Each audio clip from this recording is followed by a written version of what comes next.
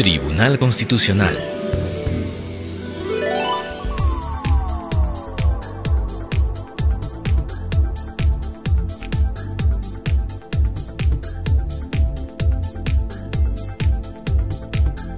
Lima, 3 de junio de 2013, presidida por el magistrado señor Juan Vergara Botelli e integrada por los magistrados señores Fernando Calle Jayen y Gerardo Eto Cruz. Secretario de la Sala, doctor Flavio Reati Gapaza.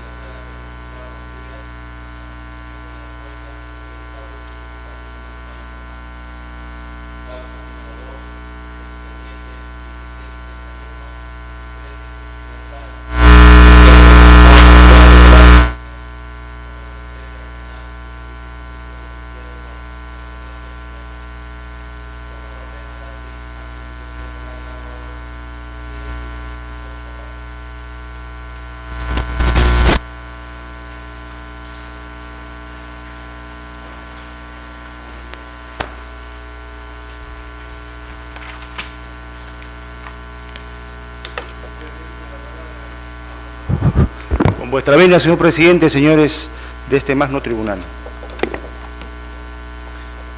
Muy brevemente vamos a pasar a indicar los antecedentes de este agravio constitucional presentado con fecha 27 de marzo de este año, señor presidente, señores magistrados. Nuestro patrocinado, el señor Juan Alberto Velázquez Cerquén, interpone un recurso de amparo ante el Quinto Juzgado Civil de Chiclayo. Su pretensión es bien clara, clara como el agua. ¿Qué es lo que pretende? Declarar la nulidad del despido ocurrido el 2 de enero del año pasado y la reposición del cargo que ostentaba, que era de asistente de seguridad patrimonial en la empresa Electronorte. Ingresó a trabajar el año 2008, el 5 de mayo, hasta la fecha donde lo despiden de manera arbitraria, 2 de enero del año pasado, como repetimos.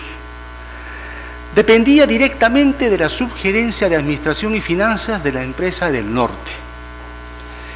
Si bien es cierto, señores, existían los contratos suscritos entre mi patrocinado y diferentes empresas tales como Acitec, Serja, Six, Orión y Serguegama, que era la última, que tenía fecha de vigencia del 1 de septiembre del 2009 al 31 de enero del 2011, de diciembre de 2011, no menos cierto es que existían los principios básicos desde que estamos en los claustros universitarios, señor presidente, señores magistrados, los principios básicos de la relación laboral mínima, que es la relación de dependencia, subordinación y remuneración por parte de la empresa Electronorte. Físicamente, mi patrocinado trabajaba en las instalaciones, recibía los servicios y las logísticas de Electronorte, era dependiente y subordinado directamente del subgerente de Electronorte. Al momento de que se plantea la demanda, se argumentan y se ofrecen los medios probatorios suficientes para poder acreditar de manera fehaciente esa relación no contractual, porque hubo una desnaturalización de la relación. Era una relación laboral. ¿Con qué empresa? Electronorte, repetimos. Al momento de que se expide sentencia, señor, la sentencia de primera instancia del 7 de septiembre de 2012 solamente menciona 3 puntos que consideramos no tienen la motivación suficiente. La primera es que no se ha producido ninguno de los presupuestos señalados en el reglamento de la ley 29245, es lo que indica la sentencia, que no se habrían producido esos presupuestos legales, casos en que se produce una desnaturalización de la tercerización. Pero en este caso se ha acreditado en todo el proceso, señor presidente, señores magistrados, justamente todo lo contrario. En los medios probatorios ofrecidos se ha acreditado fehacientemente la relación laboral, la remuneración directa, que es más, pagaba con horas extras Electronorte, y la subordinación que tenía directamente mi patrocinado con la subgerencia de Administración y Finanzas de esta entidad.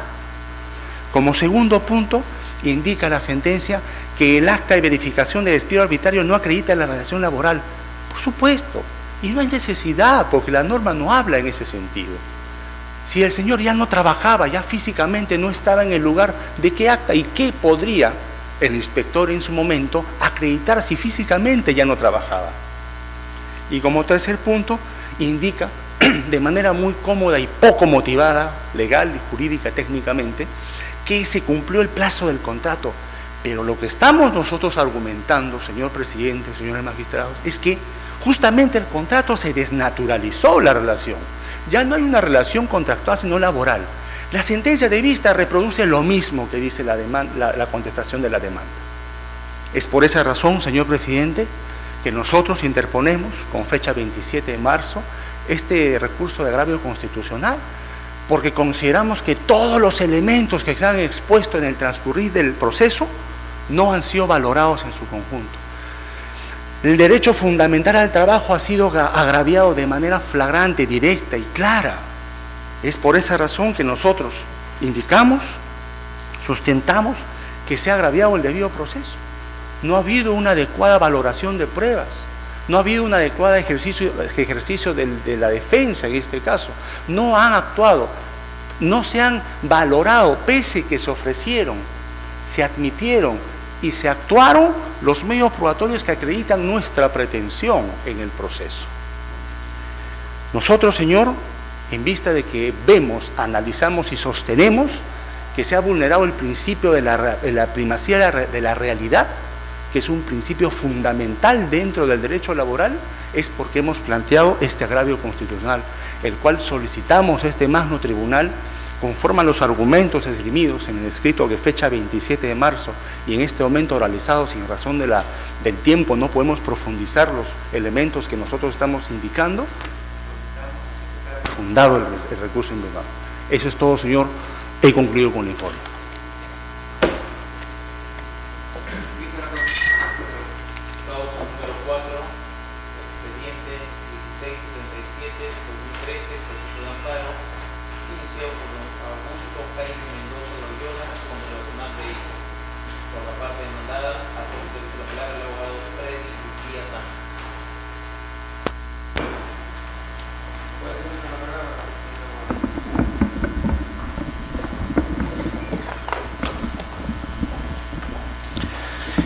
Buenos días, señor presidente, señores magistrados. Vengo en representación de la Procuraduría Pública de SUNAT a efectos de solicitar que se desestime el recurso de agravio constitucional interpuesto por la demandante o por el demandante contra la resolución número 7 de fecha 6 de febrero del 2013 emitida por la Segunda Sala Civil de Emergencia de la Corte Superior de Justicia de Ica, que resuelve confirmar la resolución número 2 de primera instancia que resuelve a su vez rechazar la demanda interpuesta. El tema acá es muy concreto y muy simple. El demandante interpone una acción de amparo contra SUNAT y contra la ejecutora coactiva, pero no precisa su petitorio. Justamente eso ha sido el motivo de rechazo de la demanda en primera instancia, porque de manera textual consigna como petitorio que por cometer agravios a los derechos fundamentales de sus actividades económicas, al haber emitido una resolución coactiva número tal que pretende cobrar la suma de 16.972 soles con el procedimiento de ejecución de embargo de sus bienes, cuando a la fecha de su requerimiento esta obligación ya se encontraba prescrita. Da una expresión de agravios constitucionales o supuestos agravios constitucionales, sin embargo no indica o no precisa si está solicitando que vía el juzgado ordene la prescripción de su deuda, se está solicitando que se deje sin efecto la cobranza coactiva o esa resolución coactiva, o se declare nulo todo el procedimiento de cobranza coactiva. No precisa en ningún extremo su petitorio, y por esa razón el juzgado le ordena precisar su petitorio, pero al momento de precisar el petitorio, cuando absuelve el traslado, no precisa el petitorio, sino que señala el monto que se deberá dejar sin efecto de las resoluciones de multa es tanto, 16.972. O sea, no precisó nada, sino señaló inclusive que se deje sin efecto el monto de unas resoluciones de multa que tampoco había precisado. Y cuando a lo largo de su escrito menciona resoluciones de multa, resoluciones de determinación, resoluciones coactivas, y al final de cuentas no precisó nada. Por este motivo, y por cuanto tampoco había adjuntado copias certificadas de los documentos que sustentaban su posición, sino simplemente copias simples, es que en la vía apelación, también se le rechaza, le dicen, se rechaza la demanda por cuanto el petitorio es impreciso, claramente impreciso, y no se sabe sobre lo que nos vamos a pronunciar. No podemos fijar puntos controvertidos si no precisa bien su petitorio. Cuando corran traslado de la demanda, tampoco vamos a ejercer una debida defensa por cuanto no hay un petitorio claro. Y es contra esas resoluciones o contra las resoluciones de una instancia que confirma este rechazo de la demanda que interpone el recurso de agravio constitucional, y por las razones expuestas solicitamos que se desestime dicho recurso de agravio constitucional y se confirme el rechazo liminar de la demanda. Eso sería todo, señor presidente.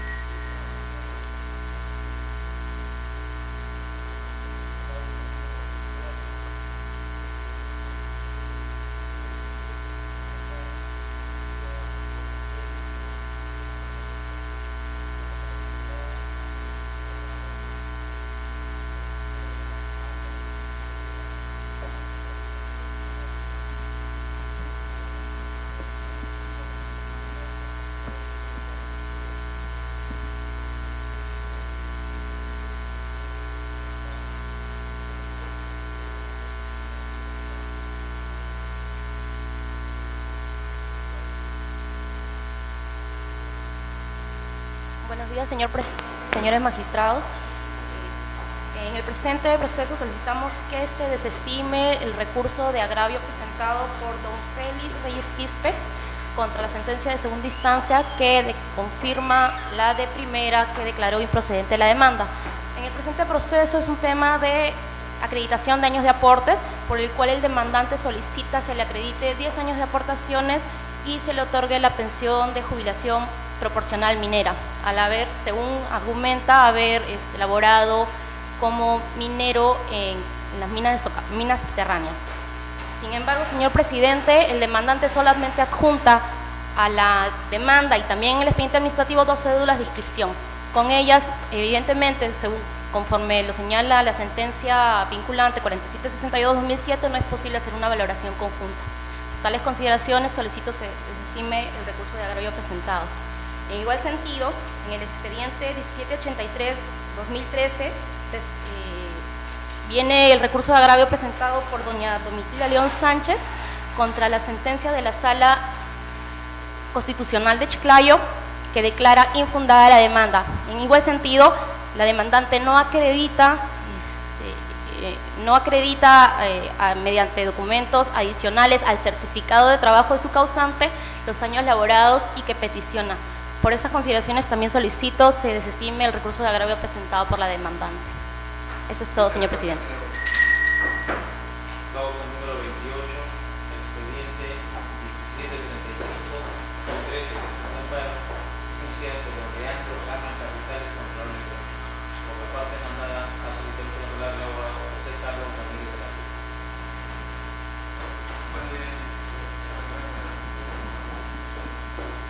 Muchas gracias. Buenos días, señores magistrados.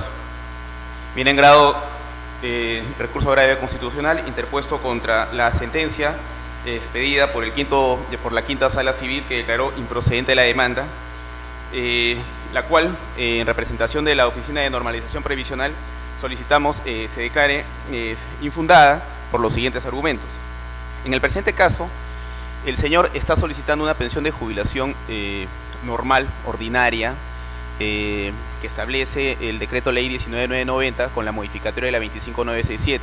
Como todos sabemos, señor presidente, existen tres tipos de jubilación, la pensión de invalidez, tres tipos de pensiones, la pensión de invalidez, la pensión de jubilación y la pensión de sobrevivientes. En el presente caso, la pensión de jubilación que está pidiendo el señor es una pensión de jubilación ordinaria que exige una edad de 65 años y un requisito de años de aporte de 20 años. El señor se observa en el expediente que nació el 27 de febrero del año 42 y cesó el 28 de febrero del año 88, acreditando solamente un año y un mes de manera fehaciente ante la ONP. El señor actualmente ya cumple con el requisito de edad, pero no cumple con los años de aporte. Ahora bien, se hace un análisis exhaustivo de los documentos presentados en el expediente y se tiene que los documentos presentados en relación a los periodos laborados para el frigorífico de los productores la Municipalidad de Surquillo, entre los años 62 y 66, no tienen los documentos valorativos que exigen las sentencias vinculantes como la 4762-2007 de Tarazona Velarde, y sobre todo, señor presidente, el periodo en el cual él trabajó como chofer independiente. Estamos hablando entre el año 67 y el año 80. Existe en autos un informe grafotécnico en el cual se llega a la conclusión de que existe un anacronismo tecnológico, porque los documentos que determinan las boletas, que determinan el pago como chofer, no están relacionados con la antigüedad que deberían demostrar que sean documentos de esa época. Entonces, este informe grafotécnico determina que estos documentos son fraudulentos o adulterados. Independientemente de ello, la quinta sala civil hace mención también que los documentos presentados en autos son todos documentos en copia simple de la cédula de la Caja Nacional de Seguro Social, copia simple de la resolución de Orcinea, copia simple de la constancia de salud, copia simple del certificado de pago de Seguro Social, documentos que por otro lado, que por ser el hecho de ser copia simple, tampoco están relacionados con los documentos que exige el artículo 70 del Decreto Ley 1990, que están más vinculados a certificados de trabajo, a boletas de pago de remuneraciones, libros de planillas o libros de beneficios sociales. En virtud de estos argumentos, señor presidente, consideramos que no se encuentra acreditado totalmente en los 20 años que se exige conforme a ley, por lo que consideramos que al faltarle este requisito no se está vulnerando su derecho a la pensión vinculado a los artículos 10, 11 y 12 de la Constitución Política del Estado. Por lo cual consideramos que se debe declarar infundado el recurso de agravio constitucional.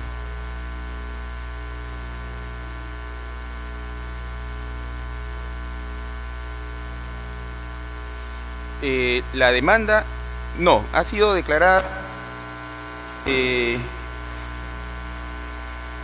se revocó la sentencia de la quinta sala, revocó el pronunciamiento del noveno juzgado constitucional, porque el noveno juzgado constitucional sí declaró fundada la demanda, pero la sala lo revoca porque considera que los documentos presentados son presentados en copia simple. Sí. Y también hace mención sobre el tema del informe grafotécnico que determina un poco los documentos presentados como chofer independiente sobre esta adulteración de la pericia grafotécnica.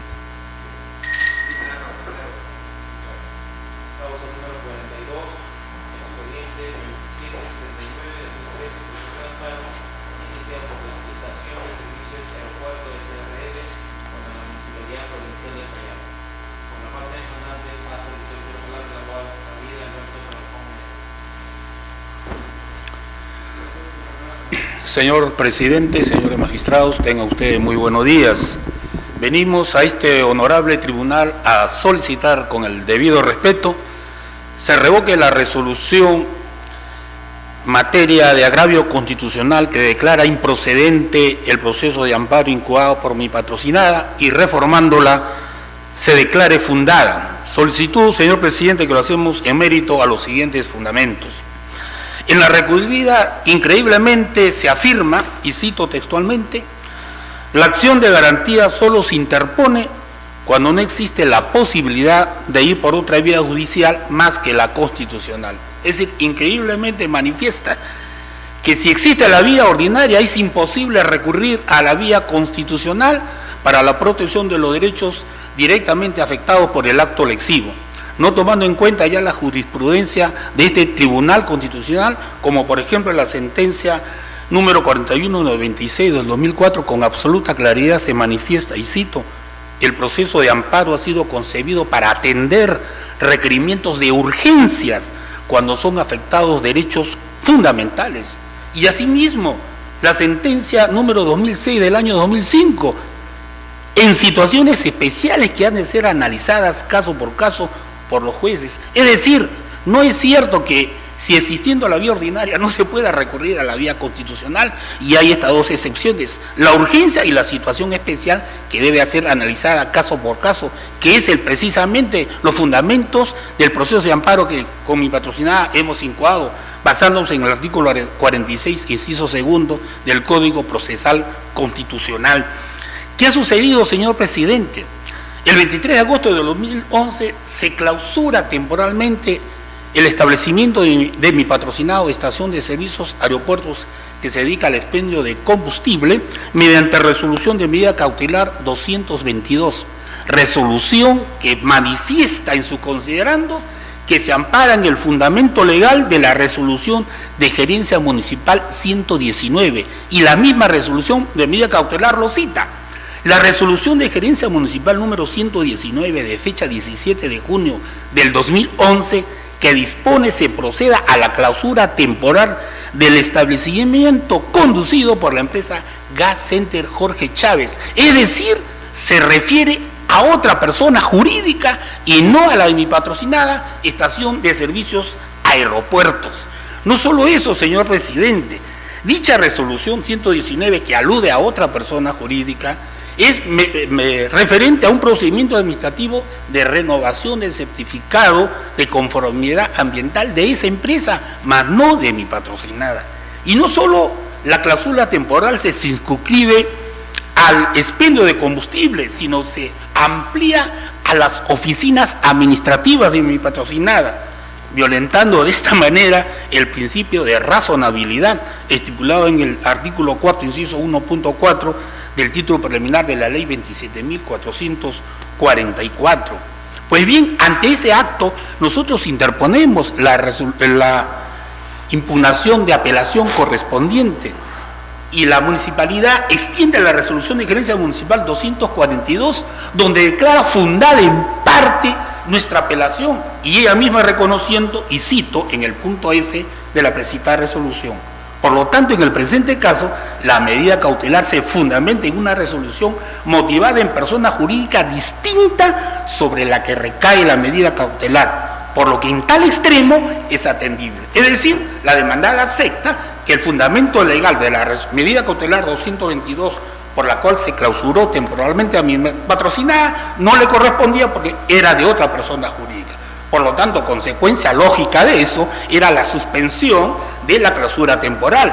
Pero increíblemente no hace eso, sino que en ese extremo de la clausura temporal declara infundada nuestra apelación, sin más argumento que, y lo cito textualmente, quedando válida en las subsiguientes. No solo eso, señor presidente, señores magistrados, en esta misma resolución clausura en forma arbitraria y con evidente clausura definitivamente al establecimiento de mi patrocinada, sin más argumento que lo que dice en el punto G. Se verifica, dice, que se ha detectado la infracción por aperturar un establecimiento sin la respectiva licencia de funcionamiento, lo que es absolutamente falso. Es más, en la precitada resolución no hay ningún informe, ningún acto de fiscalización posterior, como así lo establece la 27.444, para que efectivamente se haya clausurado. Es un argumento, es un dicho que lo agrega y que no está expresada en la resolución de medida cautelar por la cual se clausura temporalmente al establecimiento de mi patrocinado. Y de esta manera se ha violentado, señor presidente, señor magistrados, el debido procedimiento estipulado en el artículo 4, 1.2 del título preliminar de la ley 27.444 y que está consagrada en el artículo 139, inciso tercero de la Constitución como debido proceso, que también es aplicable a los procesos administrativos sancionadores. Es más, se ha violentado entonces el derecho a la defensa, porque un argumento que no estaba esbozado inicialmente se arguye y no se le da a mi patrocinado la oportunidad de poder contradecir dicho argumento en el plazo prudencial como corresponda. Es más, señor presidente, no se ha verificado, como así lo ordena el artículo 4, inciso 1.11, sobre la verdad material. Ese debía corroborar fehacientemente que efectivamente se han dado esos hechos para proceder no solo a la clausura temporal, sino arbitrariamente a la clausura definitiva de dicho establecimiento. Se ha violentado entonces directamente, señor presidente, señores magistrados, el ejercicio a la libre empresa, principio que es fundamental porque se impide, señor presidente, que desarrolle su actividad de expendio de combustible, causándole un grave perjuicio económico, y al afectarse la libertad de empresa se ha afectado directamente, señores magistrados, el derecho al trabajo, el derecho a la debida motivación de las resoluciones. Por estos fundamentos, señor presidente, habiéndose acreditado esa violación directa de estos derechos constitucionales, es que solicitamos a este honorable tribunal se revoque la resolución venida en agravio constitucional y reformándola se declare fundada nuestro amparo. He terminado, señor presidente. Señor abogado, el doctor Eto le va a hacer alguna pregunta. Correcto, señor presidente. Gracias, presidente. Señor abogado, el acto lesivo, hasta donde puedo apreciar, presuntamente es por una clausura originalmente temporal y luego definitiva, pero no queda claro, ¿estaba dirigido para otra persona jurídica? Exactamente, señor presidente. En la resolución de medida cautelar 222, por la cual se clausura al establecimiento de mi patrocinado, se menciona como fundamento legal la resolución de gerencia municipal 119. Pero resulta que esa resolución corresponde a otra persona jurídica, Gas Center Jorge Chávez. ¿Qué giro de negocio es este? ¿De gasolina o de...? Expendio de gasolina. Expendio de gasolina, señor presidente, de estación de servicios aeropuerto, que está contigua a la empresa Gas Center Jorge Chávez, que es expendio de GLP, gas licuado de petróleo. Pero son dos personas jurídicas diferentes. Independientemente de que sea otra persona jurídica, que a lo mejor le correspondería, ¿cuál es el proceso de la motivación de esta clausura ya definitiva?